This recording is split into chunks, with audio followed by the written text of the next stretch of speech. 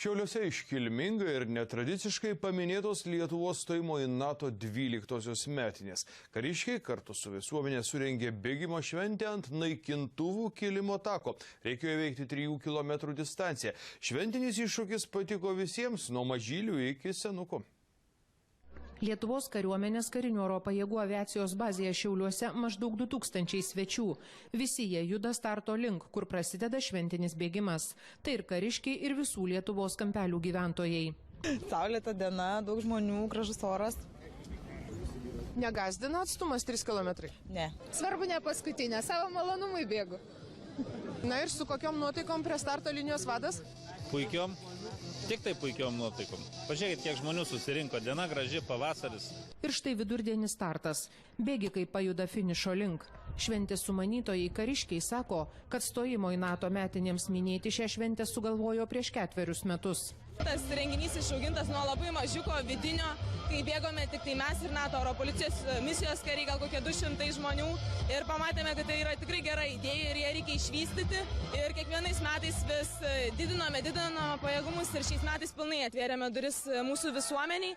Ir kartu su jais įveikėme 3 km distanciją ir taip pat šventėme įstojimo į NATO dieną.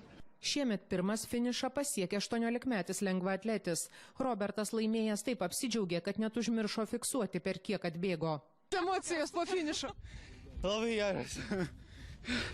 Sunku iš tikrųjų buvo vėjas. Labai stiprus pūtė. Bet viskas gerai vėjai. Pirmą kartą šitam bėgime? Taip, pirmą kartą. Ir kada smagumas, apskritai viskas? Nenuspaudžiu. Mažiau negu 10 minučių. Po 15 sekundžių finišuoja ir greičiausia moteris. Tai žinoma bėgikė. Remalda irgi džiaugiasi pergalę. Šiaip nuotaikas va, super. Kaip sportininkai turbūt nelabai čia ypatingai sudėtinga buvo. Tikrai ne. Tikriausiai aš namie, kai treniruojasi, tai gal kokius 5 kartus darau po tokį atstumą. Tai kažkaip, žinot, man čia kai sprintas. Bet bėgimas pakilimo takų tai ne sportinių pergalių tikslas. Tai tiesiog daug džiaugsmo teikianti šventė. 3 km tai pakankamai lengva distancija. Apšilom, suskanduoti, gražiai, komandiškai. Gerai, kaip kartais bėgau, kartais jau, nes galima ir pavargti nuo to, kaip bėgi. O ar linksma buvo? Labai.